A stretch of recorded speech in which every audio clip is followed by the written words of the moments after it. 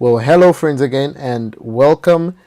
In this video, we'll be looking at section B of the grade 12 GCE science paper 1 of 2020. We've already covered section A, and in this video we'll concentrate mainly on section B. And so section B carries 45 marks, and these are short answer questions that you're expected to work on yourself. So we can get into working on section B of this paper. So the first question is B1. B1 says an object of mass 75 kilograms on Earth is taken to the moon where the gravitational field strength is 1.6 Newton per kilogram. What is the mass of the object on the moon? What is the mass of the object on the moon? So firstly, we should know that mass and weight are two very different quantities, and we are asked to say what is the mass. Well, whenever you talk of mass, mass is always constant. Mass of an object will always be constant regardless of the environment, regardless of the place, regardless of the atmosphere, regardless of anything. It will remain the same. If you take the mass here in Zambia, you take the object and take its mass from, let's say, America, or you take its mass from the moon, you take its mass from Mars or Venus or Uranus, the mass will always be the same. So what is the object of the mass, or what is the mass of the object on the moon? Well, the mass of the object will still remain as 75 kilograms.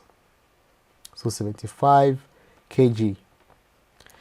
Question B says, calculate the weight of the object on the moon. So weight, W, equals mass multiplied by the gravitational field strength of the place. So in this case, we are given the mass to be 75 and the gravitational field strength to be 1.6 Newton per kilogram.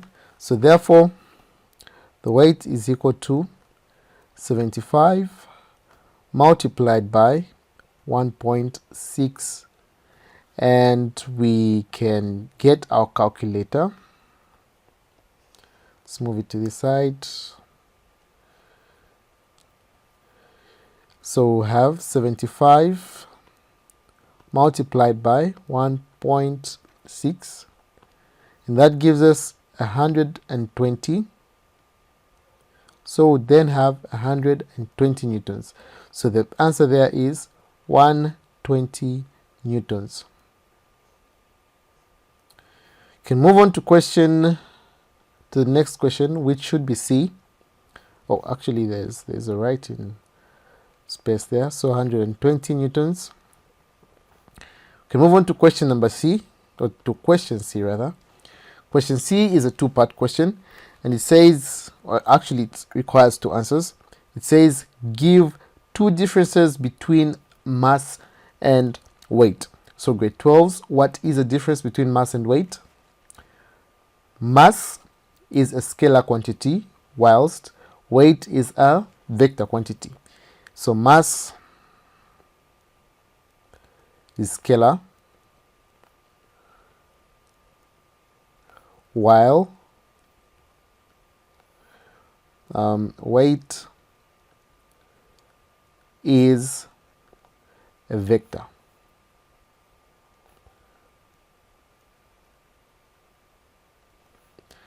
The next difference is mass is measured in kilograms, whilst weight is measured in newtons.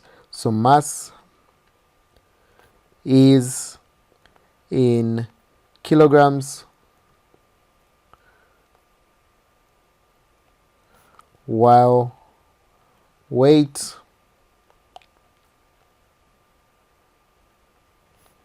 in newtons. Are those the only differences? No. Well, there are a number of other differences between mass and weight. Some of them include the fact that mass is constant regardless of where you take it from, whilst weight really depends on the gravitational field strength of the place that you are taking it from. So the mass here in Zambia will be constant as on, let's say, Pluto, whilst the weight here would not be the same as the weight on Pluto. We can move on to question B2. B2 says, a bullet of mass 50 grams moving with an initial speed of 500 meters per second penetrates a wall and comes to rest in 0.2 seconds. Calculate the deceleration of the bullet over the 0.2 seconds. So we have initial speed, which is u, being equal to 500 meters per second, and we have the time being equal to 0.2 seconds, and we also have the final velocity. Because it's coming to rest, it means its final velocity is 0 meter per second, and we're asked to find the deceleration. So deceleration is simply the same as acceleration, so acceleration is equal to v minus u over t. Am I right? So what is our v? Our v is, oh, well, we can say that is acceleration, so we can say deceleration d equal to u minus v over t. So what is our u? 500 minus our v, which is 0, over our t, which is 0.2, right? And so would have 500 divided by 0.2, and that gives us 2,500. So this is equal to 2,500 meters per second squared. So therefore the deceleration is 2,500 meters per second squared. We can move on to question B2b. B says, determine the retarding force on the bullet. Determine the retarding force on the bullet. So we know that force equals mass times acceleration. And do we have the mass? We have the mass of 50 grams, right? So force is equal to mass times acceleration. The mass that we have is 50 grams. But whenever we are finding the force, this mass should be in kilograms. So this mass in kilograms is simply 50 over 1,000. And this gives us 50 divided by 1,000 gives us 50 divided by 1,000 gives us 0.05. So 0.05 kilograms, right? This is our mass. Do you have our acceleration? Acceleration is the same as the deceleration there, so we would have force equals, what is our mass? 0.05 multiplied by 2,500, and this gives us 0.05 multiplied by 2,500, and this gives us 125. What are the units of force? Newtons. So therefore the retarding force is 125 newtons. Are we together? I hope you said yes. We can move on to B3. B3 says the figure B3.1 below shows a pulley system. State the velocity ratio of the pulley shown above. So whenever we're dealing with velocity ratio of a pulley, just look at how many pulleys we have there, how many of these round things that we have. How many do we have? We have 1, 2. So what is our velocity ratio? It's simply a big 2. 2 like that. The next question says, if the efficiency of the pulley is 75%, what is the mechanical advantage? If the efficiency of the pulley is 75%, what is the mechanical advantage? So efficiency equals mechanical advantage divided by the velocity ratio multiplied by 100%. Right? But we have the efficiency there, so we can replace that with 75. We don't have our mechanical advantage, that's what we're looking for, but we have the velocity ratio, which is 2, so we can replace that with a 2. So we'd have a 2 there. This is multiplied by 100. And then from there we'll have mechanical advantage being equal to 75 by 2 divided by 100, right? And from there we would need to make use of our calculator. So in this case we would have 75 multiplied by 2 divided by 100. This gives us 1.5. So the mechanical advantage that we have there is 1.5. So MA equals to 1.5. We're done with question B3B rather. We can move on to B3C. If the load is 120 newtons, what is the size of the effort? If the load is 120 newtons, what is the size of the effort? So mechanical advantage, MA, is equal to the load over the effort. Do we have the mechanical advantage? Yes, we do. What is our mechanical advantage? Our mechanical advantage is 1.5 equal to, do we have the load? Yes, we do. Our load is 120. Do we have the effort? No, that's what we're looking for. So effort, let's write it this side. So effort equal to 120 divided by 1.5. Make use of our calculator again, and we will have 120 divided by 1.5, and that gives us 80. So our effort equals to 80 newtons. So effort equal to 80 newtons. We scroll down and check what we have there, and the last question for B3 is D, which says what work is done by the effort if the load is lifted 0.5 meters.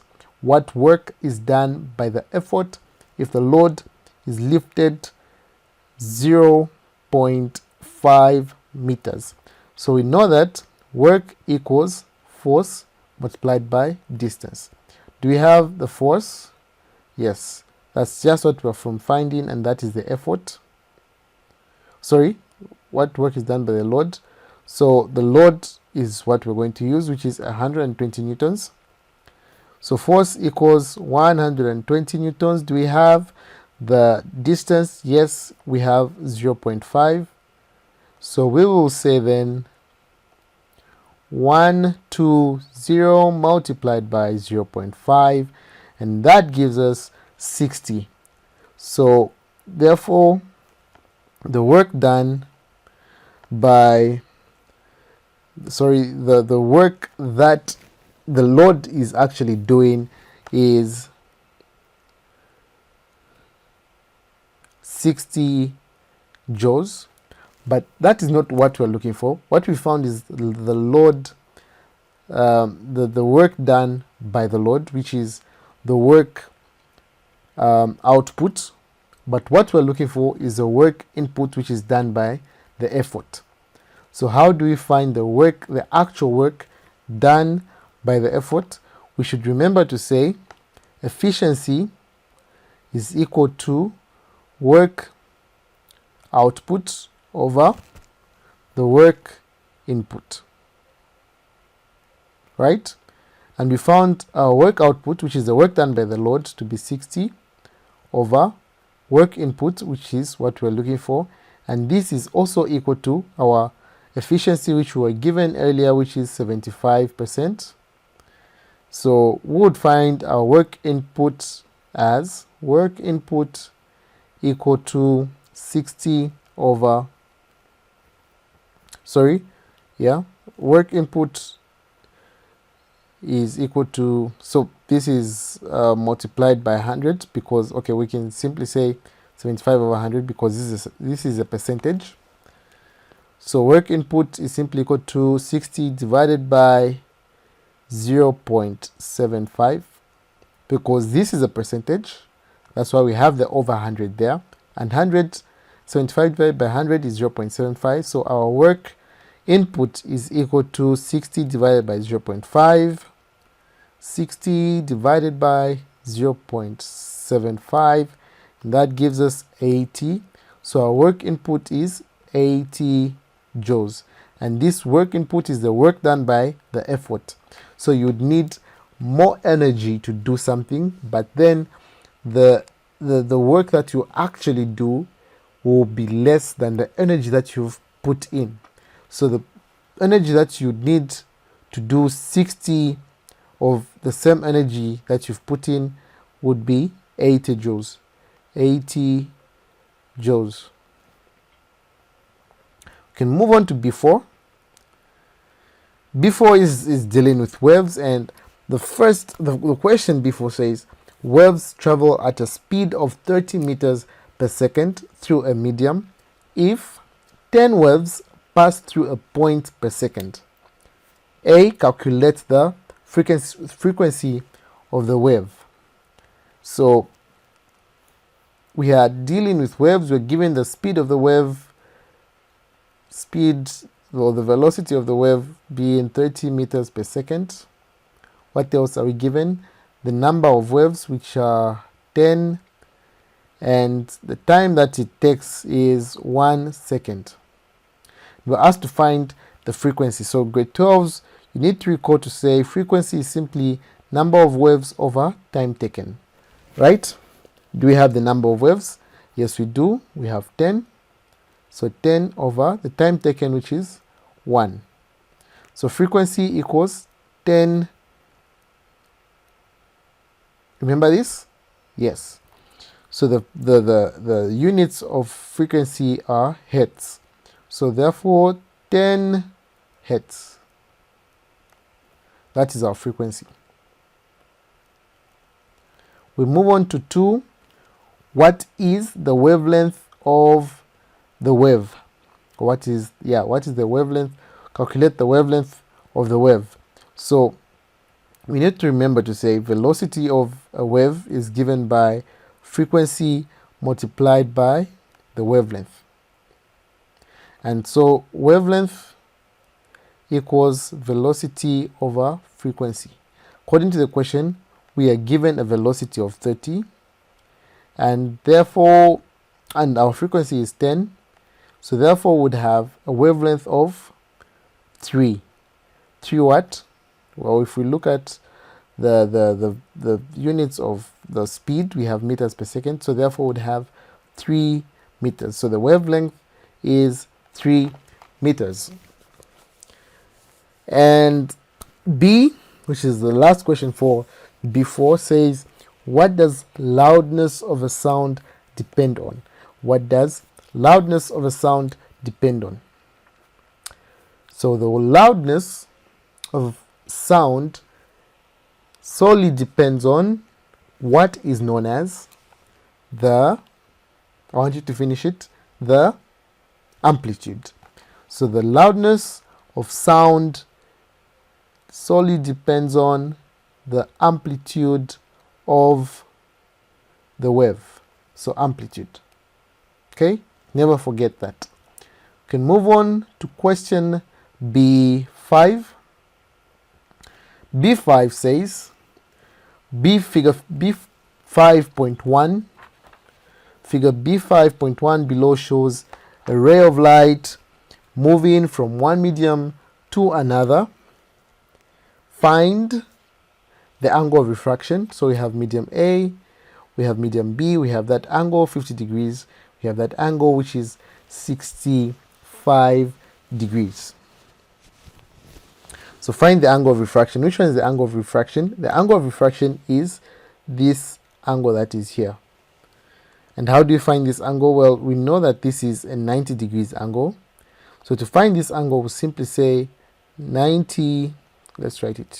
Sorry for that.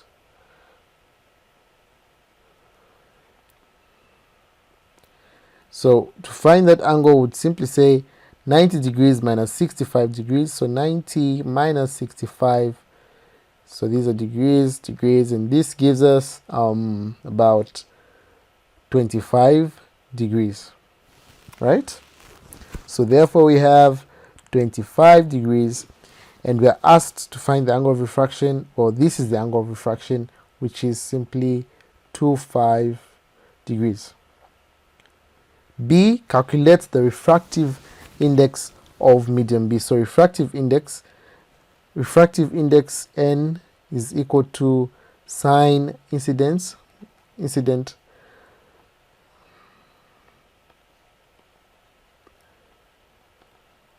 is equal to sine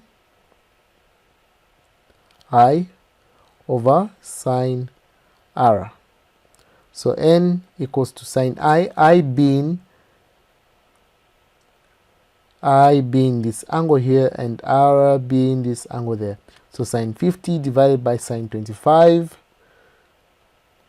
So therefore we would have sine 50, this is sine 50 over sine 25 degrees, and this gives us, we make use of our calculator, and we would have sine 50 divided by sine 25, and this gives us 1 point. Is this really in radians? So just a second. Okay, sorry, it was the calculator was in radians. We had to change it to degrees. So always make sure that you are using degrees as you do your physics, as you do your chemistry, as you do your mathematics, ordinary level mathematics at least. And yeah, so let's do this. So we're going to say sine 50 divided by sine 25, and this gives us 1.8126. So the refractive index is equal to 1.812, and this is our final answer, which is 1.81. We can move on to see which of the two media is denser. Which of the two media is denser? So how do we know which one is denser between the two? Well, the one with a smaller angle than the other is the denser of the two. So which one has got a smaller angle between this one and that one? Well, medium B has a smaller refractive angle, which is 25. So therefore medium B is denser. So medium B is our answer there. Can move on to B6. Okay, so we'll have a different video just for B6. We can move on to B7. B7 says a step-up transformer increases the voltage of an AC supply from 110 volts to 220 volts. The primary coil dissipates a power of 1.1 kilowatts, and the transformer has an efficiency of 100%. So let me read that again. A step-up transformer increases the voltage of an AC supply from 110 volts to 220 volts. The primary coil dissipates a power of 1.1 kilowatts, and the transformer has an efficiency of 100%. A. If the number of turns in the primary coil is 400, how many turns are in the secondary coil? If the number of coil in the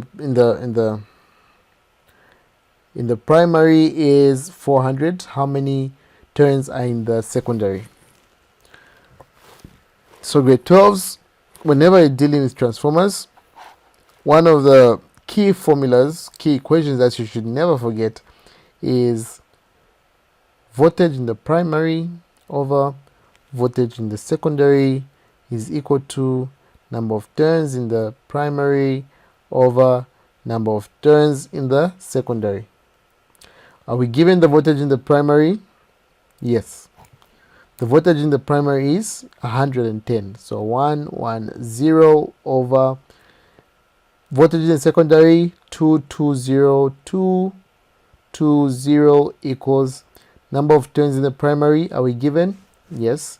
And that's 400 over number of turns in the secondary is,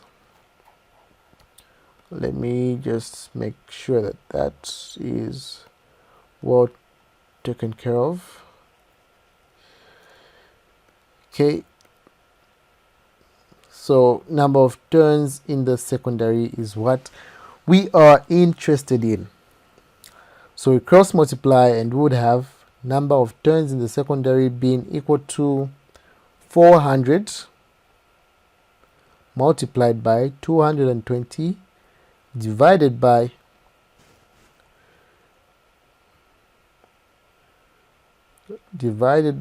sorry for that, this is all divided by 110, and therefore would have number of turns in the secondary being equal to, we get our calculator, so we say 400 multiplied by 220 gives us that, divided by 110 gives us 800. So number of turns in the secondary equals 800, and therefore our number of turns in the secondary is 800. And for that, you would be awarded the 2 marks. We can move on to B. How much current flows in the primary coil? How much current flows in the primary coil? And if we look at B2, it's a 2-part question. B is a 2-part question. It's got B1 and B2. B2 is asking us to find the number, the secondary, how much current is flowing in the secondary coil. So personally, I feel it would be easier to start with finding the secondary coil and then finding the current in the primary coil. So one thing that we have to remember is that, maybe we can actually start with the primary coil. So one thing that you have to remember is that power equals voltage multiplied by current. And what does that have to do with this? Well, we're given the power, which is 1.1 kilowatts, right? And we're given the voltage in the primary, which is 110 volts, right? So power is equal to voltage times current. So our power there is 1.1 kilowatts. So whenever you see kilo, it means multiplied by 1000 equals, what is our voltage? Our voltage is 110 multiplied by our current, which we are looking for.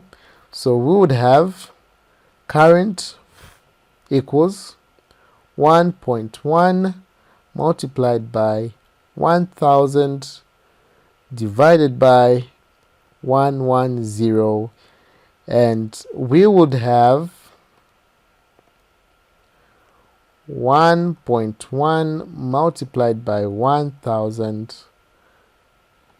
divided by 110, and that gives us 10 amps. That gives us 10 amps. So current in the primary equal to 10 amps. So we have 10 as our answer there, and we can find the current in the secondary. So remember to say power in the primary, which is given by VI, is equal to power in the secondary, which is also given by VI.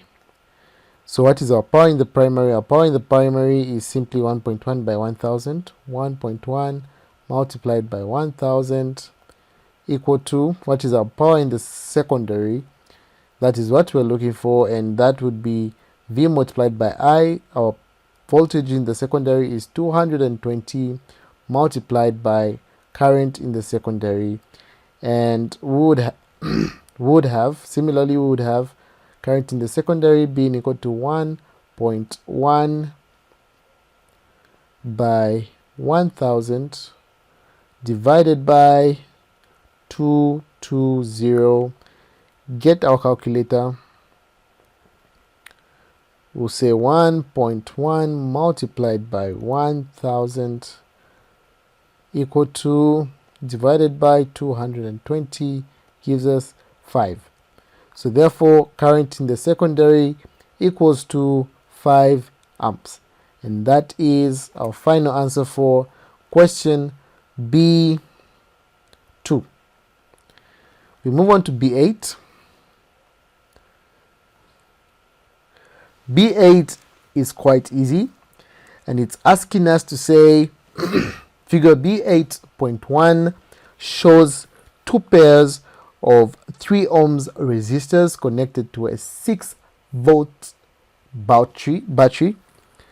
Calculate the A, resistance of the circuits between M and N. So looking for the total resistance here. So whenever you have resistors in series, all you have to do is add them. So in this case, to find the total resistance here, we would say this is this plus that, which gives us 6 ohms. This is that plus that, which also gives us 6 ohms. So in short, we have a circuit of such arrangement.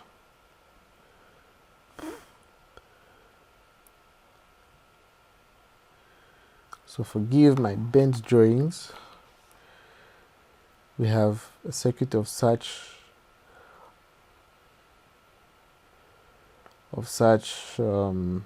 manner.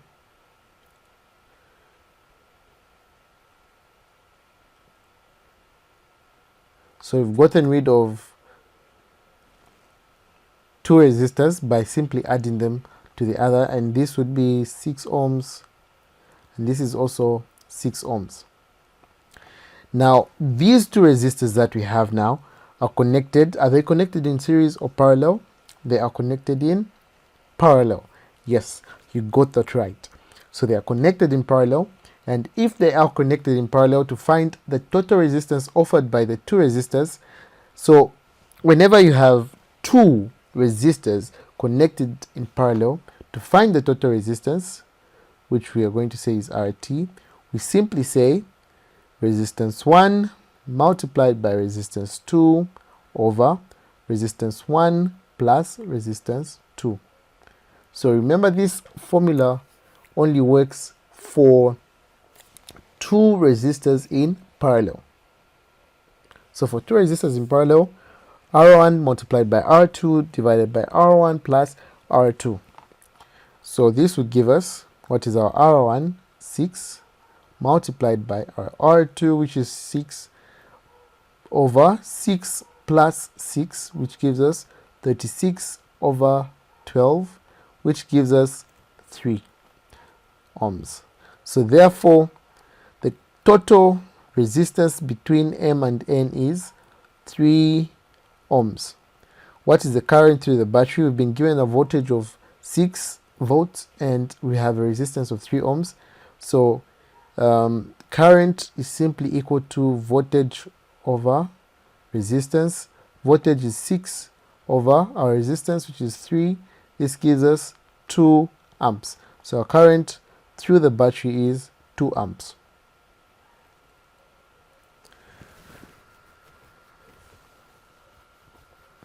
So that is question B. We can move on to C.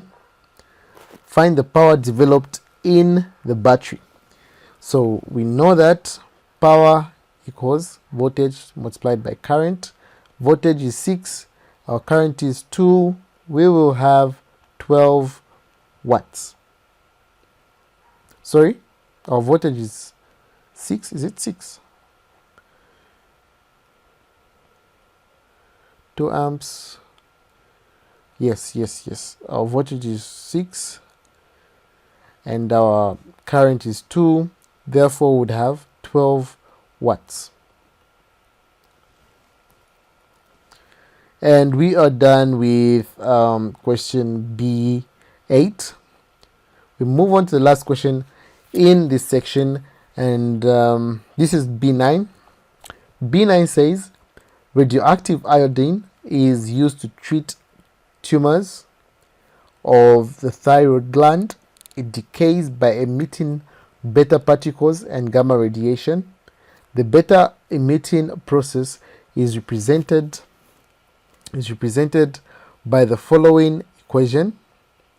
We have iodine with those numbers 131 and 53, AZXE plus 0, -1E.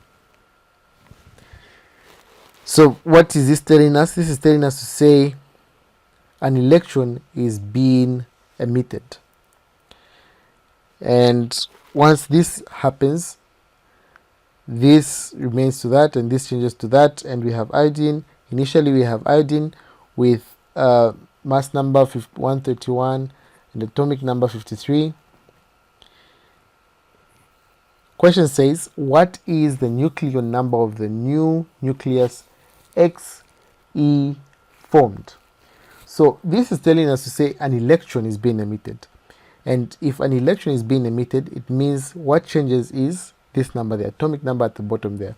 This mass number does not change. The nucleon number does not change because this number is actually signifying the number of protons and the number of protons and neutrons in the nucleus of that atom. So this does not change, but what is changing is the atomic number at the bottom there. So the nucleon number still remains as 131.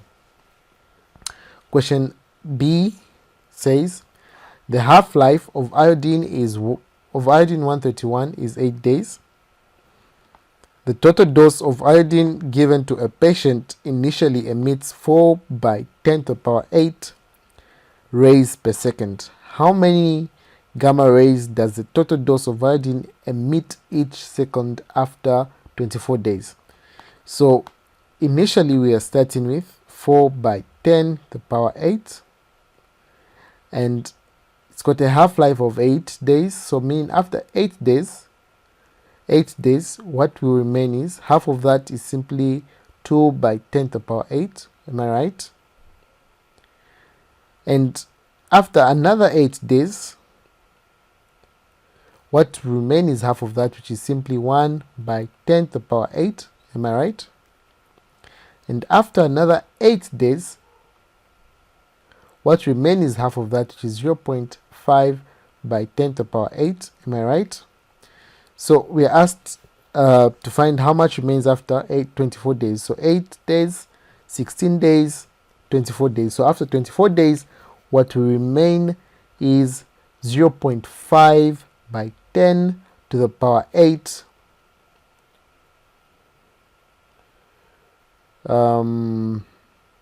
rays per second. So you can just leave that looking at the space that we have there. But if you have enough space, you can say rays per second. And this is the last question in section B, and And I believe we can end here for this video. Thank you very much for watching. Remember, hit the subscribe button. Remember to download our app, and remember to leave questions that you might have in our comment section, and also you can leave them on our social platform in the eSchool app, and we'll be able to assist you in any way possible. So thank you very much for watching, and see you in the next video.